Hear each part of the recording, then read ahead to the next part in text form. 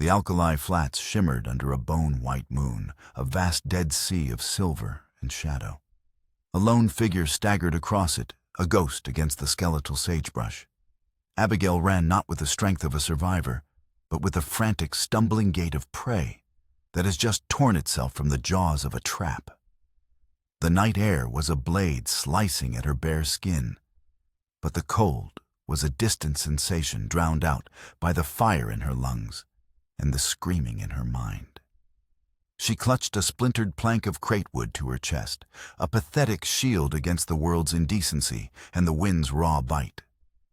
Her feet shredded by thorns and sharp-edged stones left a faint dark trail on the pale ground, each step a fresh agony. She was running from a memory, a single searing moment branded onto her soul. The crack of an iron poker against bone. The shockingly loud, wet splash of blood that followed painting the rough-hewn floorboards of her own bedroom in a shade of grotesque crimson. Her husband's sneering words still echoed more venomous than any snake bite. "You ain't my wife anymore. You're my payment." Then the other man, the creditor with a grin like a crooked nail, and the stench of stale liquor clinging to him like a shroud. He had paid for her, and he had come to collect. Panic was a physical thing, a wild animal clawing at her throat. With every ragged breath, she fought to keep a tiny object pressed between her fingers and the rough wood.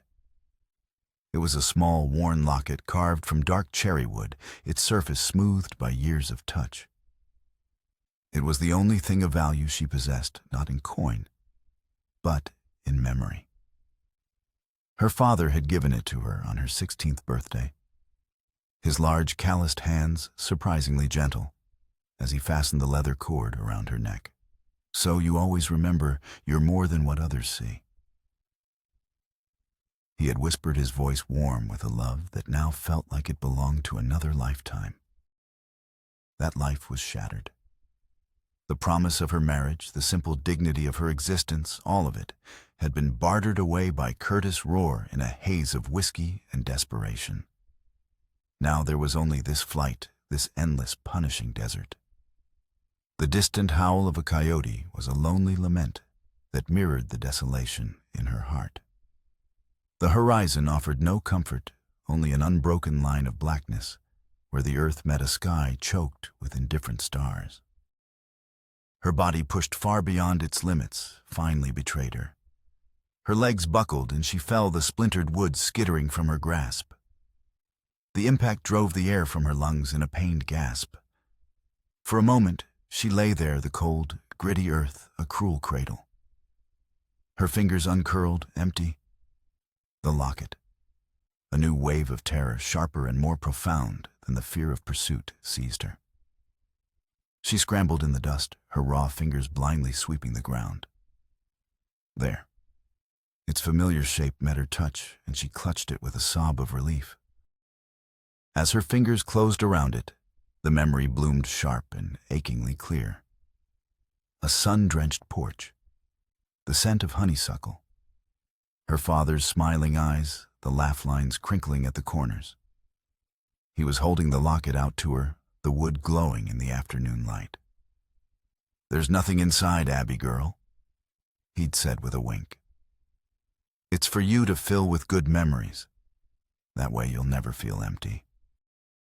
A tear, hot and thick, traced a path through the dust on her cheek. She was empty now, utterly and completely. A movement in the periphery of her blurred vision made her flinch.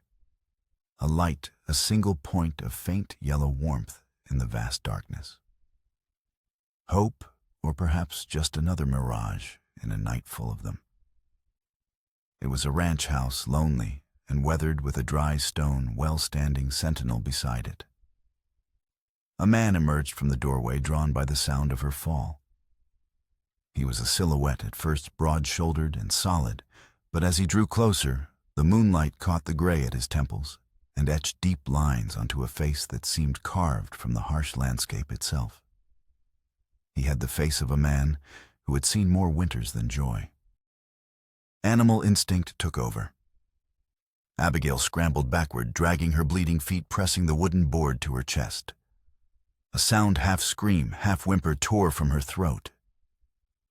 Don't pull it away." The man stopped. He didn't lunge or speak, his movements slow and deliberate, as if approaching a spooked horse. He watched her for a long, silent moment, his gaze taking in her torn feet, her shaking frame, the terror in her eyes. Then, with a quiet grace that belied his size, he unbuttoned the thick flannel shirt from his own back. He took a step forward, knelt, and gently draped it over her trembling shoulders. The fabric was warm and smelled of wood smoke and clean sweat. It felt like a benediction. His voice, when it finally came, was low and steady, the kind of voice that could carry through a storm or soothe a fever. "Ain't nobody hurtin' you no more." In that moment, under the weight of his simple kindness, the dam of Abigail's composure broke. The frozen shock that had held her together since she'd swung that poker finally thawed, and she began to weep. The desert night didn't feel so endless. The cold didn't bite so deep. But as the sobs racked her body, a single terrifying question clawed at her mind, hanging unanswered in the cold night air. Had she truly killed a man back in that room? Or was he even now on her trail, ready to drag her back to a hell she had only just escaped? The quiet of the ranch house was a thick, comforting blanket. A fire crackled in the stone hearth, its flames dancing a gentle rhythm against the rough-hewn walls. Abigail lay on a narrow cot in a small spare room, Elijah's shirt hanging on her like a tent. She had been washed, her wounds cleaned with stinging antiseptic, and bound in clean strips of cloth by the old rancher's surprisingly gentle hands. He had given her a bowl of thin stew and a tin cup of water, placing them beside her without a word, before retreating to the main room, leaving her to the privacy of her own ghosts. For the first time, in what felt like an eternity, her body was still. But her mind was a whirlwind, replaying the horror on a ceaseless loop. Every time her eyelids fluttered shut, she saw it, the glint of the iron poker in the lamplight, the sickening thud as it connected with flesh and bone, the arterial spray that painted the wall in a pattern of pure terror. Her chest heaved. She sat bolt upright, a strangled cry escaping her lips as her hands clawed at the coarse wool blanket. "I killed him." She whispered the words tearing from her throat, raw and broken. "God forgive me, I killed him." The cry shattered the profound silence. The tin cup beside the cot rattled on the floor, its contents seeping into the thirsty wooden planks. Footsteps, slow and measured, approached from the other room. Elijah appeared in the doorway, a hulking shadow against the fire's glow. He didn't rush to her side, didn't offer platitudes. He simply stood there, his presence a steady grounding force, his weathered face a mask of patient sorrow. Abigail's words tumbled out, a frantic, desperate confession. "I didn't mean to. My husband, he sold me. That man, he put his hands on me. I just wanted him off. There was so much blood. Too much. I can't remember if he was breathing when I ran. I can't remember if he moved." She looked up at him, her eyes wide pools of terror, begging for an answer he couldn't possibly have. "Did I kill him? Did I?" Her sobs came in ragged, body-shaking waves. She buried her face in her hands, bracing for the judgment, the condemnation she felt she so richly deserved. A murderer, a fallen woman, a sinner. But Elijah didn't raise his voice. He didn't quote scripture or call upon the wrath of God. Instead, he moved with that same slow, deliberate calm, crossing the small room and kneeling beside the cot until his eyes were level with hers. The firelight carved deep ravines into his face, but his gaze was clear and unwavering. "Trouble finds folks," he said, his tone low and even resonating with a wisdom born of hardship. "Don't mean they invited it in." He paused, letting the words settle. "Sometimes survivin' don't make you guilty." Abigail blinked through her tears, stunned into silence. He wasn't absolving her, but he wasn't condemning her either. His words were not a pardon, but an acknowledgement of a harsh truth, a truth she had never considered. The warmth of his shirt was nothing compared to the warmth that spread through her chest from those few simple words. Her breathing, which had been a series of frantic gasps, began to soften and deepen. She lifted her gaze, searching his face for the anger or disgust she expected, but found only a profound, weary compassion. For the first time since she had uttered the words "I do" to Curtis Rohr, someone was looking at her without demand, without judgment, without shame. Outside, the wind whispered through the skeletal branches of a lone cottonwood tree.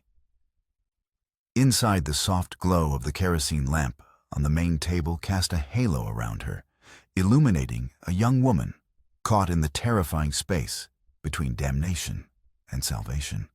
The guilt was still there, a venomous serpent coiling in her gut, but Elijah's quiet presence seemed to dull its fangs. "What if he's still alive?" She whispered the question, almost too soft to hear. "What if he comes for me?" Elijah's gaze did not waver. The silence stretched, filled only by the crackle of the fire. "Then you ain't facing it alone." The promise in those words was heavier than any anchor, more solid than the very ground beneath the ranch house. It was a vow made not in haste, but with the full weight of a lifetime of solitude behind it. Her tears slowed to a stop. For the first time since fleeing her shattered home, her body leaned into the silence instead of fighting it, her exhausted muscles finally beginning to unclench. The serpent of guilt still coiled within her, but now a flicker of something else was there beside it. A fragile, tentative hope. But as sleep finally began to claim her, the question remained a dark and persistent echo in the back of her mind. Was the man she struck lying cold and dead in that house? Or was he breathing bleeding and hunting her across the unforgiving desert? The fragile peace of Elijah's ranch was shattered by the brutal thud of boots on the porch. The door burst open without the courtesy of a knock, slamming against the interior wall with a crack that made Abigail jolt, spilling the coffee she was nursing. Curtis Rohr filled the doorway, his face a mask of blotchy rage, his eyes bloodshot and feral. He was the embodiment of every nightmare she'd had for the past 2 days. "There you are." He snarled, his voice thick with malice. He crossed the room in 2 long strides, his hands shooting out to tangle in her hair, yanking her head back with a vicious tug. A scream of pain and terror ripped from her throat. "You're my wife. You belong to me, and you're coming home filthy or not." Abigail cried out, her free hand clutching desperately at the fabric of Elijah's shirt, her only armor. Her eyes, wide with panic, darted toward the old rancher who sat at the simple wooden table. He was her only anchor in the storm that had just broken over their heads. Elijah rose from his chair. There was no haste in the movement, no sudden explosion of anger. It was a slow, deliberate unfolding, the scrape of the wooden chair legs against the floorboards, a sound more menacing than any shout. His heavy boots made a soft thud with each step that carried him forward, his face an unreadable granite slab. Curtis, emboldened by Elijah's silence, raised his other hand to strike Abigail. But before the blow could land, Elijah's arm, long and wiry, reached high above the fireplace. His fingers closed around the stock of a pistol that rested on the mantelpiece, a heavy, single-action revolver, its blued steel worn, smooth with age. It was a relic from a forgotten war, but it was still loaded, still true. The click of the hammer being cocked was a sharp, definitive sound in the tense room. Elijah leveled the barrel, his hand as steady as the mountains on the horizon. His words cut through the air, clean and final. "You lay another hand on her." He said, his voice a low rumble, devoid of emotion, but filled with deadly promise. "And I swear to God, I'll wipe the Rohr name from this earth tonight." Curtis froze. His hand trembled in midair, the fury in his eyes curdling into a mixture of shock and hesitation. He looked from the unwavering barrel of the gun to the cold, dead certainty in Elijah's eyes. This was no bluff. There would be no mercy. A flicker of his inherent cowardice surfaced. He shoved Abigail away from him, causing her to stumble and fall against the table. He backed toward the door, his bluster deflating like a punctured lung. "This ain't over, old man." He spat, his voice cracking with impotent fury. Then he was gone, scrambling off the porch. The door slammed shut, leaving a ringing silence in its wake. Abigail stood shaking her scalp, throbbing where he had pulled her hair. Tears of pain, fear, and a strange, fierce relief streamed down her face. Her breath came in broken, shuddering gasps. Elijah lowered the pistol, his movements measured and calm. He gently placed it back on the mantel, then turned away, offering no words of comfort, no triumphant speech. He had drawn a line in the sand, and the act itself was all that needed to be said. "You saved me," Abigail whispered, her voice fragile as spun glass. "Again." Elijah walked to the water barrel, dipped a ladle, and filled a clean cup. He slid it across the table toward her and sat down in his chair, as quiet and immovable as before. His silence was not empty. It was a space for her to breathe, to reclaim the ground she had lost. And as she drank the cool water, Abigail realized that this quiet, solitary man was building a fortress around her, one silent act of defiance at a time. The morning sun cast long skeletal shadows across the ranch yard when the riders appeared. It was Curtis again, but this time he was not alone. Dust plumed behind him, and riding at his side was a man whose presence made Abigail's stomach clench into a cold, hard knot. A tin star was pinned to his vest, glinting with cruel authority in the bright sunlight. Abigail froze in the doorway, a bucket of chicken feed forgotten in her hand. The law! Her mind screamed. Was this it? Was she to be dragged back, her word worthless against her husband's, her life, once again, forfeit to the whims of a man who saw her as property? Elijah stepped out onto the porch, his movements as unhurried as ever, but his eyes narrowed with a sharp, assessing glint. He knew the man riding beside Curtis. Sheriff Jeb Crowley. The name and face were ghosts from another life, dredged up from the mud and blood and cannon smoke of Cold Harbor. Elijah had been the one to drag a younger, screaming Jeb from the battlefield, a Confederate bullet lodged in his side. On that day, with the world exploding around them, Jeb had looked into Elijah's eyes and sworn an oath of life debt. Now, decades later, they stood on opposite sides of a dusty ranch yard, and the weight of that memory hanging heavy and unspoken between them. Curtis, puffed up with the righteousness of the law at his back, wasted no time. He jabbed a trembling accusatory finger toward Abigail. "That's her sheriff. That's my wife. She run off, and this old fool is keeping her from me. You have to arrest him. Bring her home where she belongs." The word struck Abigail like a physical blow. Fear and a hot, unfamiliar fury mingled in her chest, and she found her voice. It trembled, but it was clear. "He sold me," she cried, the words cracking the air like a bullwhip.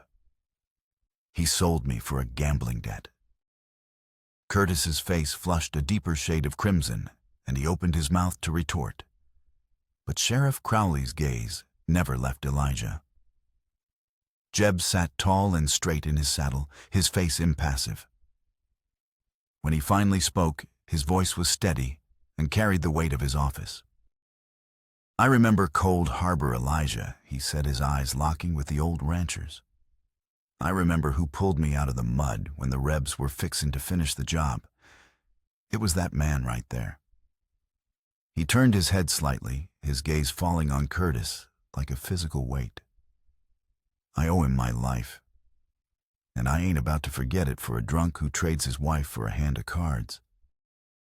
Curtis sputtered, his face a comical mask of disbelief. But she's my wife, the law says. Jeb's hand came to rest casually on the worn butt of his revolver. The message was unmistakable. The law also says a man's character is worth something. The sheriff said, his voice dropping to a low, dangerous tone. He turned his horse, closing the distance between himself and the gambler. His eyes burned into Curtis. A man who sells his wife don't own her anymore. He forfeits the right. You touch her again, you even look at this ranch again, and I'll bury you myself. I'll call it vagrancy. A profound silence descended, broken only by the nervous shifting of Curtis's horse. For the first time, the gambler looked small, his bluster stripped away, leaving only the pathetic, cowardly man beneath. He had been beaten not with fists or guns, but with the quiet authority of honor and memory. Abigail felt herself stand a little taller. The crushing weight of shame that had hunched her shoulders began to lift. She was not just a victim. She was not just property. For the first time, the law had seen her as a person. Jeb gave Elijah a short, sharp nod, a silent acknowledgement of the debt paid. You keep her safe, old friend. The law won't be troubling you here. With that, he wheeled his horse and rode away, leaving Curtis to choke on a cloud of dust and humiliation. Curtis shot one last venomous glare at the ranch house before sullenly mounting his horse and following the sheriff, defeated in a way no card game ever could. Abigail watched them go, her heart pounding a triumphant rhythm against her ribs.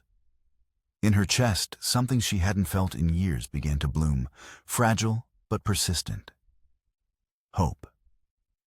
Inside, Elijah returned to his chair and poured himself a cup of black coffee, saying nothing at all. But his silence was no longer a mystery to her. It was a fortress. And for the first time, she felt truly safe within its walls. In the weeks that followed, a quiet routine settled over the ranch, as gentle and predictable as the rising and setting of the desert sun. Abigail learned the rhythms of the land, her hands once soft growing calloused from mending fences and carrying water from the well. The worn boards of the porch became familiar to her bare feet. The caw of the ravens and the lowing of Elijah's few cattle became the soundtrack to her new life. He never asked about her past, again never pressed for the details of the horror she had fled. He simply gave her space, a commodity more precious than gold. And in the vast, quiet expanse of that space, she began to find the scattered pieces of herself. Laughter at first, a startling foreign sound, began to bubble up when a clumsy calf tripped over its own feet. She found herself humming old tunes her mother used to sing while she kneaded dough for their simple meals. Some nights, sitting across the table from Elijah in the warm lamplight, she would look at his stoic face and see not just a savior, but a companion, a safe harbor, a man who had asked for nothing and given her everything. And with that realization came a new creeping fear. Her presence here had brought trouble once. It could again.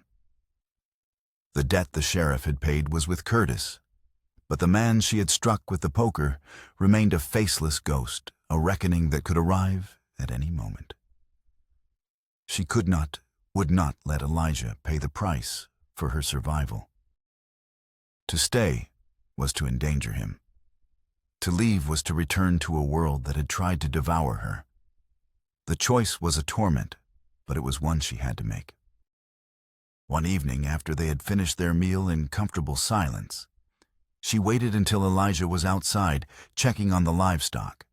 With the desert wind scratching at the windows, like a restless spirit, she sat by the flickering light of a candle and wrote a few short lines on a torn piece of paper, her hand trembling, but her resolve firm. You saved my life, Elijah. You gave me back a piece of my soul. I can't repay you by putting you in harm's way. Curtis is a coward, but he is not the only danger I carry with me. I will go. I pray I can return one day, when I am no longer a threat to the only good man I have ever known." She folded the note and placed it in the center of the table. Beside it, she laid the flannel shirt he had given her that first night, now washed and neatly folded. It felt like leaving a part of herself behind. With one last lingering look at the quiet sanctuary that had been her home, she slipped out the door, her form swallowed once more by the vast, indifferent darkness of the desert horizon. When Elijah came inside and found the note, the silence of the house changed. It was no longer peaceful. It was hollow. He picked up the folded shirt, the fabric still holding a faint trace of her scent. He didn't curse or chase after her. He simply sat down heavily in his chair, the empty house pressing in on him. His weathered hands gripped the fabric, his knuckles white. In a voice no louder than the whispering wind, a voice thick with a sorrow he thought he had long since buried, he spoke to the empty room. "She came to me with nothing," he rasped, "and somehow she left me with everything." Her absence was a palpable thing, a presence more powerful than her company had ever been. The ranch, which had been his solitary refuge for years, now felt achingly, profoundly empty. To truly understand the tangled roots of revenge that were slowly winding their way toward Elijah's isolated ranch, one must travel back 15 years to the town of Redemption, when it was little more than a muddy street and a collection of false-fronted buildings. The biggest of those buildings belonged to a man named Alistair Blackwood, a man who ruled the county not with a badge, but with a ledger book and a cruel iron will. Blackwood owned the bank, the largest tracts of grazing land, and through predatory loans, the futures of half the homesteaders in the territory. Elijah was one of those homesteaders. He and his wife Sarah had a small but thriving piece of land, a place filled with the laughter of their young son. But Alistair Blackwood had coveted their water rights. He began a campaign of systematic cruelty, damming the creek upstream, hiring men to drive off their cattle, and finally using a forged document to foreclose on their loan. Most men would have been broken. But Elijah, with Sarah's fierce encouragement, fought back. He gathered evidence, spoke with other ruined families, and pieced together the labyrinth of Alistair Blackwood's fraud. He took his findings to a federal marshal. Elijah's testimony, calm, clear, and unshakable, was the hammer that shattered the Blackwood empire. Alistair was sentenced to 20 years in a federal penitentiary for fraud and conspiracy, dying of shame and fever within the first 2. The Blackwood family was ruined. Their land was auctioned off, their name disgraced. Alistair's 2 sons, Silas and Thomas, were left with nothing but a legacy of bitterness. Silas, the elder, was cold, brilliant, and patient. He swore a silent oath over his father's empty grave to reclaim what was lost and to utterly destroy the man responsible, Elijah. Years passed. Silas rebuilt his fortune through ruthless land speculation and shadowy enterprises. He never forgot. He learned of Elijah's quiet, solitary life, of the tragedy that took his wife and son to influenza years after the trial, leaving him alone. And Silas began his slow, meticulous revenge. He bought the land upstream and quietly diverted the water table, causing Elijah's well to run low. He spread rumors in town, painting Elijah as a recluse, a bitter old man. They were small cuts designed to bleed Elijah's spirit dry over time. Then came Curtis Rohr, a degenerate gambler deeply in debt, to one of Silas's operations. Silas saw an opportunity for a final, exquisitely cruel act. He learned of Curtis's pretty-spirited wife, Abigail. The plan was simple and vile. He would use Abigail to break Elijah's soul. He instructed his younger brother Thomas, the hot-headed, brutish enforcer of his will, to collect Curtis's debt not in cash, but in flesh. The assault was never about the debt. It was a carefully orchestrated piece of theater. The goal was to drive a broken, terrified Abigail into the desert, right toward Elijah's ranch. Silas knew Elijah's character. He knew the old man wouldn't turn her away. And by harboring a woman who had in the eyes of the world assaulted a man and fled her husband Elijah would be vulnerable, Silas would have his final leverage. It all went according to plan. Almost. He hadn't counted on the iron poker. He hadn't counted on the depth of Abigail's will to survive. When a panicked Curtis roar brought him the news that Thomas had been gravely injured, Silas's cold, calculated revenge ignited into a white-hot personal vendetta. His brother, the only family he had left now, lay dying. And it all led back to that ranch. The trip to redemption was a necessity. The pantry was bare, and Abigail's feet, though healing, needed proper medical attention. As they rode in Elijah's wagon, Abigail felt a knot of anxiety tighten in her stomach. This was her first time facing the world since her flight. She pulled the brim of her borrowed bonnet low, hoping to remain invisible. Their first stop was the general store, a cluttered emporium that smelled of coffee beans, leather, and dust.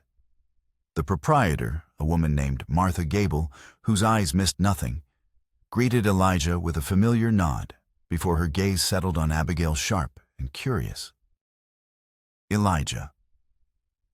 Running low on supplies again," she said, her voice laced with a knowing tone.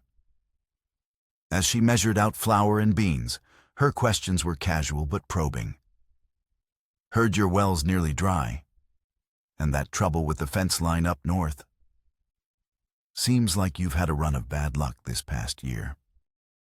Abigail listened, a prickle of unease running down her spine. It wasn't just one thing. It was a pattern. Overhearing Mrs. Gable's quiet gossip with another customer, she caught a name that meant nothing to her, but the tone was venomous. That Silas Blackwood's been buying up all the land with good water. Seems he's got his eye on the whole valley. Later at the office of Dr. Albright, a cynical but kind man with whiskey on his breath and sadness in his eyes, Abigail's unease deepened. As he gently cleaned and redressed her feet, he grunted. "These look like you tried to run to hell and back barefoot." He glanced at Elijah. "You'd best be careful, old man. There are folks in this town who hold grudges longer than the winter. The Blackwood name still carries a curse around here." As they were leaving the doctor's office, Abigail saw him. Curtis. He was standing in the alley beside the saloon, speaking in hushed, frantic tones to a man whose expensive suit and polished boots were starkly out of place. The man's face was cold and impassive, and he listened to Curtis's panicked gestures with an air of bored authority. It was the way the man dismissed Curtis with a flick of his wrist, like shooing away a fly, that caught Abigail's attention. Curtis was not an equal in this conversation. He was a subordinate, a terrified one. The well-dressed man was one of Silas Blackwood's lieutenants. The final piece of foreshadowing fell into place as they were hitching the horses. Sheriff Crowley ambled over, his expression grim. He nodded to Abigail before speaking to Elijah in a low voice. Saw Curtis slinking around with one of Silas Blackwood's men. "I don't like it, Elijah. That family's poison. You remember what happened with his father?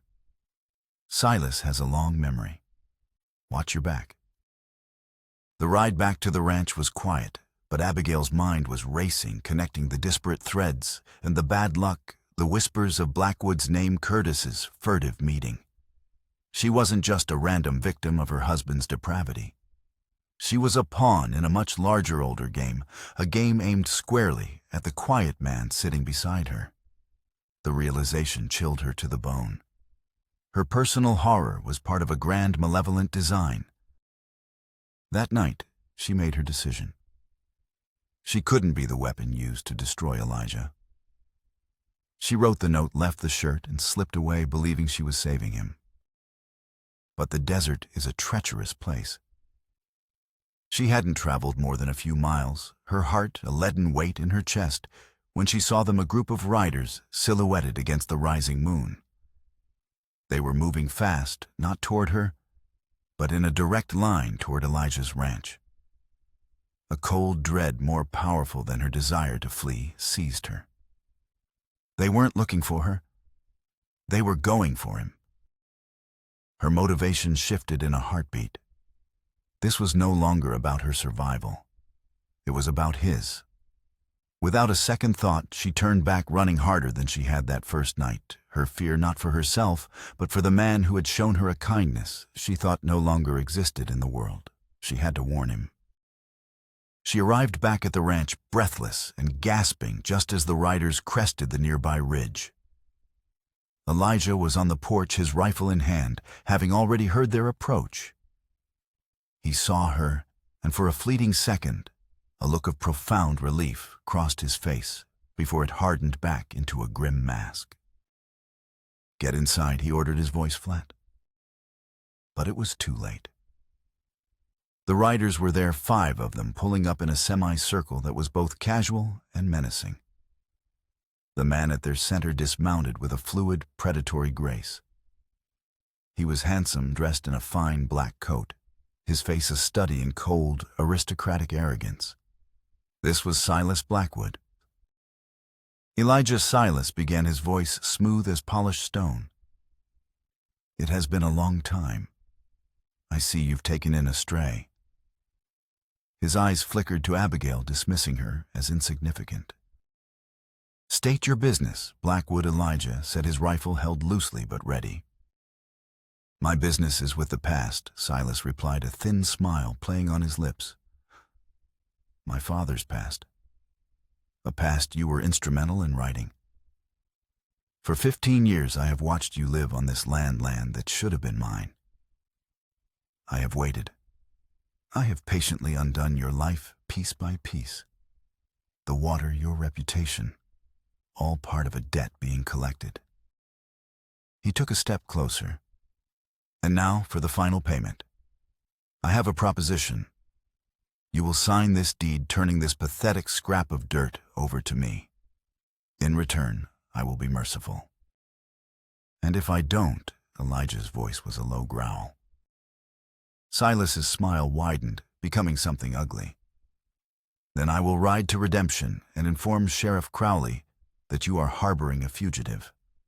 A woman who, by a remarkable coincidence, viciously assaulted my dear brother Thomas." He paused for dramatic effect. "He survived the initial blow, you see. But the wound festered. He passed away 2 days ago. That makes the woman you are protecting not just an assailant, but a murderer. They will hang her, Elijah, and I will stand and watch. Then I will take your ranch anyway." The world tilted under Abigail's feet. Murderer. The word she had feared, the verdict she had dreaded, was now real. The man was dead. Her actions had consequences far beyond her own survival. She looked at Elijah, saw the impossible choice Silas had laid at his feet, his home or her life. "You have until sundown tomorrow," Silas declared, his voice ringing with triumph. He mounted his horse, his men falling in behind him. As he turned to leave, he looked directly at Abigail, and for the first time she saw the abyss of hatred in his eyes. "Your life is in his hands now." They rode off, leaving a cloud of dust and a suffocating silence. The sun began to dip below the horizon, painting the sky in bloody shades of orange and red. Sundown tomorrow. An ultimatum had been delivered, and the desert itself seemed to be holding its breath. The sky turned the color of a fresh bruise. The wind, which had been a restless whisper all day, began to howl, picking up sand and grit, flinging it against the ranch house like a handful of thrown gravel. A sandstorm was coming, a churning, blinding wall of dust that would swallow the world. It was as if the heavens themselves were reflecting the turmoil inside the small cabin. Elijah had not spoken since Blackwood left. He had methodically checked his rifle, boarded the main window, and secured the barn door. His movements were calm, but Abigail saw the tension in the set of his jaw, the grim finality in his eyes. He was not a man preparing to sign a deed. He was a man preparing for war. "You should have let me go," she said, her voice barely audible above the rising shriek of the wind. "He'll kill you." Elijah finally looked at her, his gaze steady. "Some things are worth more than a few more years of breath. This land, Sarah and I built it. My boy was born here. It's all I have left of them." He paused, his eyes softening almost imperceptibly. "And a man don't turn his back on folks who need protecting. Not twice." The last two words were spoken with a deep, ancient pain that Abigail didn't understand, but she felt their weight. The storm hit with the force of a physical blow. The world outside the windows vanished into a roiling, opaque cloud of brown. The sun was extinguished. Day became a suffocating twilight. The wind screamed like a banshee and the house groaned under the assault. In the chaos they came. The splintering crash of the back door being kicked in was almost lost in the gale. Two of Blackwood's men burst in their faces, covered with bandanas, their eyes wide in the dim light. Elijah was ready. His rifle roared, the sound deafening in the enclosed space. One man fell. The other returned fire, a pistol shot that sent splinters flying from the table. The fight was a blur of motion and shadow. Gun smoke and dust filled the air, making it impossible to see, to breathe. It was a battle fought by sound and instinct. Abigail scrambled behind the stone hearth, her heart hammering against her ribs. She could hear Elijah grunting the heavy thud of bodies, a strangled cry. Then, through the howling wind and the chaos, she saw Silas Blackwood step through the shattered doorway, a pistol in his hand, his fine coat whipped by the gale.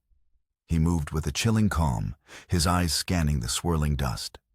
He saw Elijah grappling with the remaining gunman near the window. Silas raised his pistol. "Elijah!" Abigail screamed. Elijah turned, pushing the man away, just as Silas fired. The bullet meant for his heart tore through his shoulder. Elijah cried out in pain, stumbling back, his rifle clattering to the floor. The gunman he had been fighting saw his chance and lunged. Blackwood ignored them, his gaze fixed on Abigail.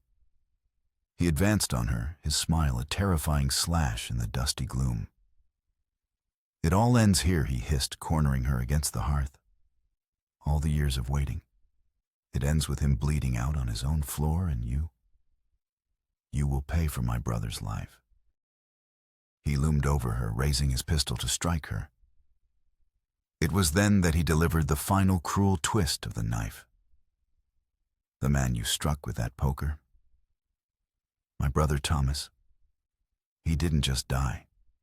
He bled out on that floor alone and in agony. You didn't just kill a man, girl. You made a widow of his wife and orphans of his children. His blood is on your hands, and now your life is in mine." The words were a gut punch, stealing her breath, her will to fight. It wasn't just self-defense anymore. It was a life taken, families destroyed. The weight of it threatened to crush her. But then she saw it. Over Blackwood's shoulder, she saw Elijah bleeding heavily, about to be finished by the other gunman. The image of Elijah's face, kind, stoic, honorable, flashed in her mind. The man who had covered her with his shirt. The man who had said, "You ain't facing it alone." A fire, fierce and primal, ignited within her. She would not be a victim. She would not be a pawn. And she would not let this good man die for her. Her eyes darted to the mantelpiece.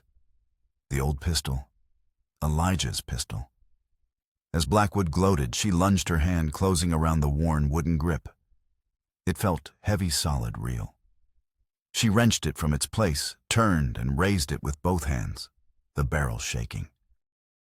Blackwood's eyes widened in surprise. He started to turn his own gun toward her, but he was too slow. Abigail looked past the barrel straight into the eyes of the man who had orchestrated her ruin, and she squeezed the trigger. The explosion was deafening, a clap of thunder inside the screaming storm. The gun kicked hard in her hands. Silas Blackwood staggered back, a look of pure shock on his face. A dark circular stain blossomed on his white shirt. He looked down at it, then back at her, his mouth opening as if to speak. But no words came. He crumpled to the floor, his reign of vengeance ending in a cloud of dust and gun smoke.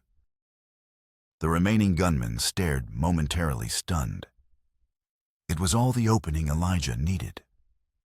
Despite his wound, he surged forward, tackling the man and bringing him down with a final brutal blow. Silence fell inside the cabin, a stark contrast to the unabated fury of the storm outside. Abigail stood trembling, the heavy pistol still clutched in her hands, its barrel smoking. The question that had haunted her since that first night was finally irrevocably answered. Had she killed a man? Yes, and she had done it to save another. As the wind began to lose its fury, the dust started to settle, revealing a scene of grim carnage. The air was thick with the coppery smell of blood and spent gunpowder. Abigail stood frozen, the pistol hanging limply at her side, her ears ringing. Elijah was slumped against the wall, clutching his bleeding shoulder, his breathing ragged but steady. His eyes found hers across the room, and in them she saw not condemnation, but a shared weary understanding. A pathetic whimper came from near the door. It was Curtis.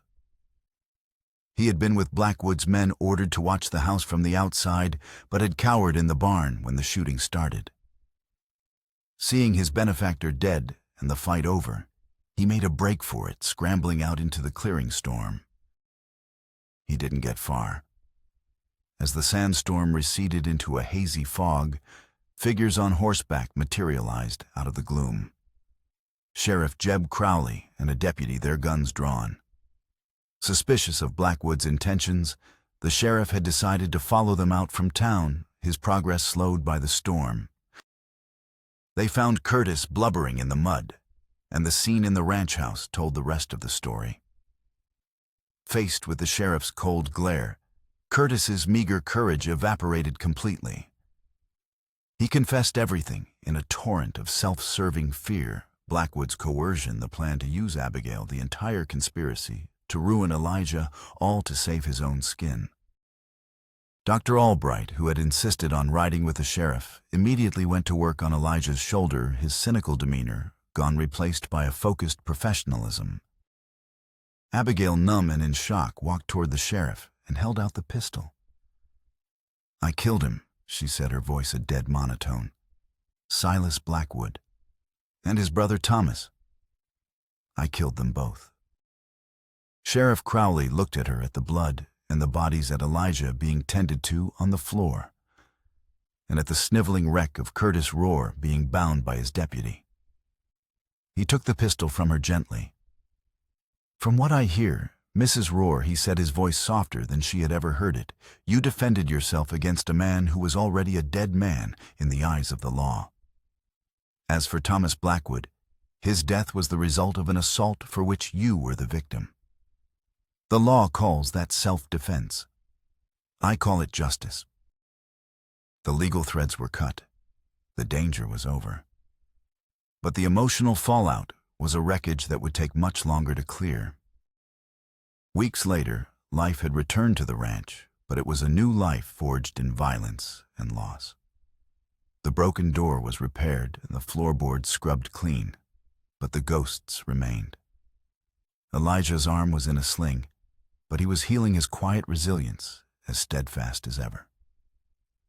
They worked together, he and Abigail, rebuilding not just the physical structures, but the fragile sense of peace that had been shattered. They were no longer a savior and a victim, but partners, two wounded souls, finding solace and strength in one another's company.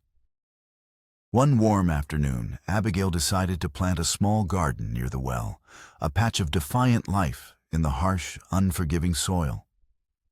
As she worked the earth with her hands, her fingers brushed against something hard and smooth buried in the dirt. She dug it out. It was her wooden locket, tarnished and weathered by the sand and the storm, but intact. She had lost it on that very first night in the depths of her despair. She wiped the dirt from its surface and held it in her palm with the worn cherry wood warm from the sun. The memories it held were of a different person, a girl whose life had been stolen. She no longer felt like that girl. Carrying the locket, she went inside the quiet house. On the mantelpiece next to Elijah's pistol was a single faded photograph in a simple frame. It was of a smiling woman with kind eyes holding a small boy on her lap, Elijah's wife Sarah and their son. It was the past he carried, the source of the deep, quiet pain she had sometimes seen in his eyes. She looked from the photograph to the locket in her hand. For a long moment, she considered putting the leather cord back around her neck, reclaiming that piece of her old self. Instead, she reached up and quietly hung the locket on a small, empty nail on the wall right beside the photograph. It was not an act of forgetting, but of acceptance. Two pasts, two histories of love and loss now resting side by side, creating the foundation for a new, shared future. From his chair by the fire, Elijah watched her. He said nothing, but a small, knowing smile touched the corners of his mouth. The house was no longer empty. It was a home.